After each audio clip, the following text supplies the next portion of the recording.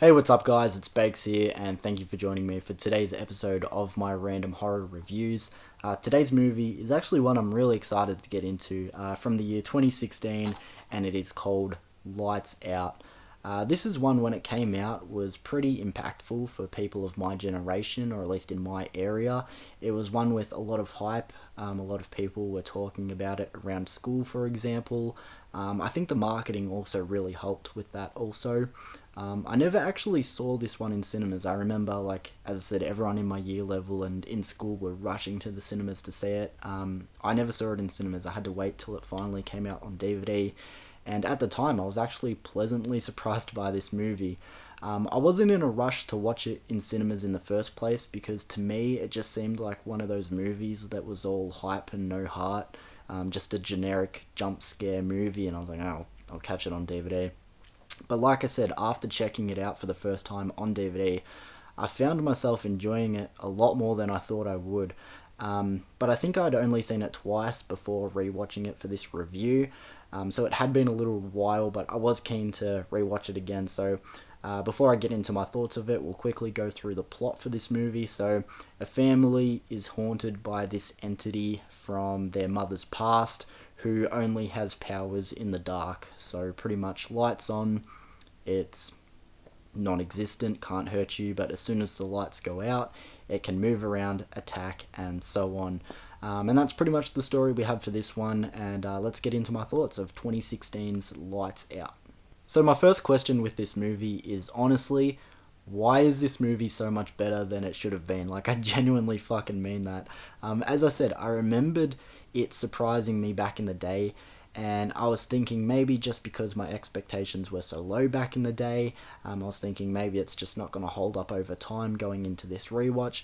But not only was this movie still honestly pretty creepy, which I'll get back around to later, but again, it was also genuinely pretty good, and not just good, also a lot of fun. Like, this was probably the most unexpected fun watch that I've had in a while. Everything technical wise was solid, good performances and characters. The story was entertaining, maybe a little bit cheesy, but as I said, that just adds to the fun. There's nothing wrong with a little bit of cheese every now and then. But I found myself so much more locked into this movie than I thought I was going to be going into this rewatch. But it was a breeze to sit through this movie. But getting back to the story, or more so the concept, because it is so obvious for a horror movie idea, yet done so well.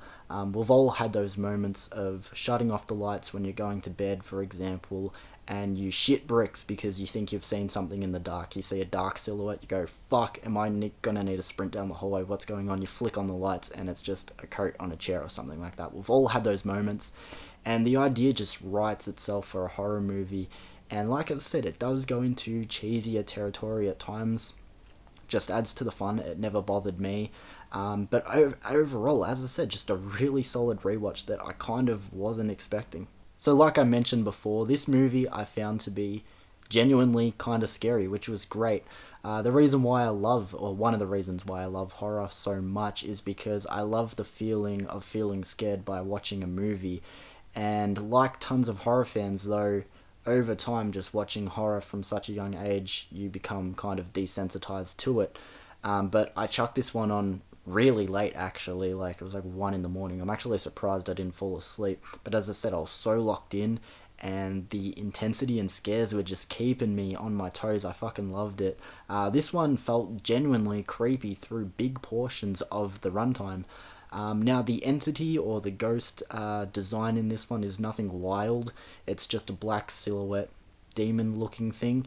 But why I feel like that still works is because, again, it's relatable. We've all flicked off the lights and sworn to fucking God that we've seen a silhouette there. You flick it back on and it's nothing.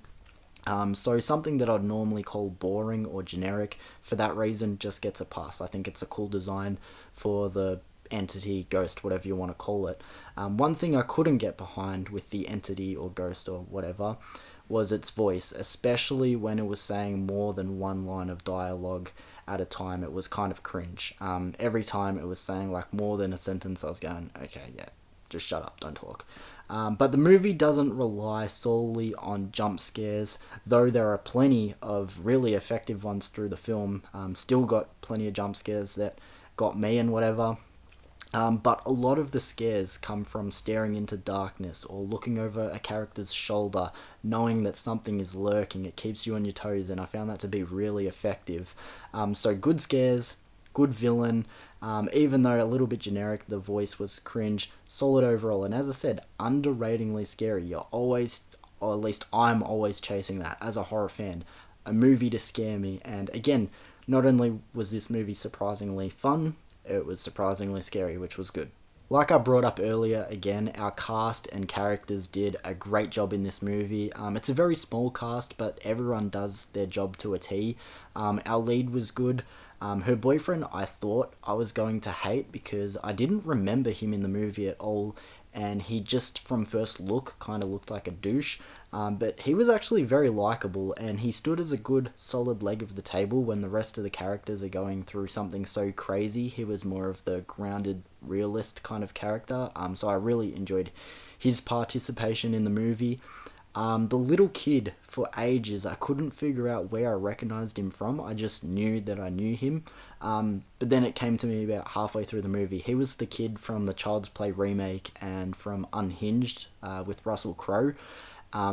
He was very solid in this, and I feel like he's an underrated child actor in general. What was his name? Gabriel Bateman. Hopefully I've picked the right name there on the back. I think I have. Really good child actor, like underrated. If I was a director, I'd pick him as a child actor. I'm sure he's like a fucking teenager now, probably a man. But the best performance in this movie for me, hands down, was the mum. And just like the kid, I recognized her face, but I couldn't pick where from. And again, it was about halfway through the movie, I went, that's Kevin James's wife from the Grown Up movies. I wasn't too familiar with much of her other work, if I'm being honest, but she was bringing the fucking paycheck home with this movie. She was so fucking good. What's her name? Again, hopefully I picked the right name here on the back. I think it's Maria Bello. She was so fucking good in this movie. Like, hands down, best performance. It was so good. It was almost like she knows she doesn't have to go this hard for this type of movie. Like, her performance was that good. All the acting felt kind of too good for this kind of movie. As I said, it's got a cheesier sort of storyline. It's got cheesier moments. And the characters do play into it. Don't get me wrong, they're not all just like stiff boards, acting school type of people. But like, really good performance in this one as well. And again, they all did that good on their parts. After this movie was over, and honestly sort of going through the movie as I was watching it, it reminded me of those supernatural curse movies of the mid-2000s. This movie just felt very mid-2000s horror in general. It sort of gave me vibes. Okay, this one's a bit of a push, but like the Ring remake, just a bit more of a cheesier approach to it. A little bit more like Darkness Falls, for example, those cheesier supernatural curse urban legend sort of movies, in a nice way. The Boogeyman, because the Boogeyman is honestly pretty bad. Maybe closer to the Boogeyman that we got a couple years back, a little bit more resemblance there. Even though I definitely like this movie more than that one as well. But it just sort of had that feel with its style and atmosphere that was just very prominent in horror of the mid-2000s. I just couldn't shake it. I'm like, it feels like it's been pulled from 2006 or 2005 or something like that, and I just fucking loved it. Like I said, the story actually isn't doing anything revolutionary, which is fine. Like the backstory and the exposition scenes where they're explaining what's going on are very standard, but not only is it still entertaining, but it adds charm. Again, it just feels like I'm watching something when I'm like 8 years old or something back in the day. It feels like one of those horror movies of the mid-2000s. I know I keep saying that, but that's the last I'll mention it. I just looked at the back here. The runtime was only 77 minutes, so it's a short flyby of a film. I think that also really helps because I always say, don't make the movie any longer than it needs to be. If you feel like you've covered all bases, which I feel like this movie does, wrap it up. Don't have it drag on for no reason. So it does a great job there. And with that being said, speaking about covering all bases, I think I've covered all of my bases, so I'm going to get into a rating. and the rating I'm gonna give it is probably gonna be too high if I'm being honest. One day I might look back and say, what the fuck was I doing? But I also might not. I don't know. But I'm living in the moment. I had a great time revisiting Lights Out, so I'm gonna honestly give it a 9 out of 10. Like, I did not expect that at all. When I was going into it, normally I don't often think ahead about what I'm gonna rate a movie, but if it's one that I vaguely remember fairly well, I'll start going, okay, I think it's gonna be around, in this case, I thought it was going to be like a 6.57, 7.5 at most.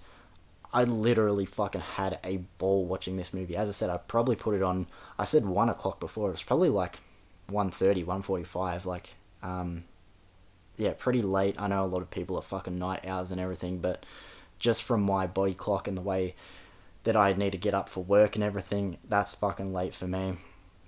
But I was like fucking locked in. I had a great time with this movie. One of my favorite rewatches of recent memory. Just, I fucking love this movie. I'm just rambling now, but if you have a different opinion on Lights Out, let me know your thoughts of it in the comments below. Or better yet, if you liked this movie as much as me, let's just fucking hype it up in the comments, guys. Because as I said, I had a blast. It's just one of those cheesy, as I said, mid 2000s feeling curse, ghost horror movies with, you know, this gimmick about needing to keep the lights on.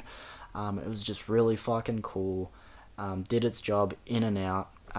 Yeah, and that's pretty much all I want to say. So thank you for joining me for this review of Lights Out, guys. I really appreciate it, and I'll see you for another video soon. Peace.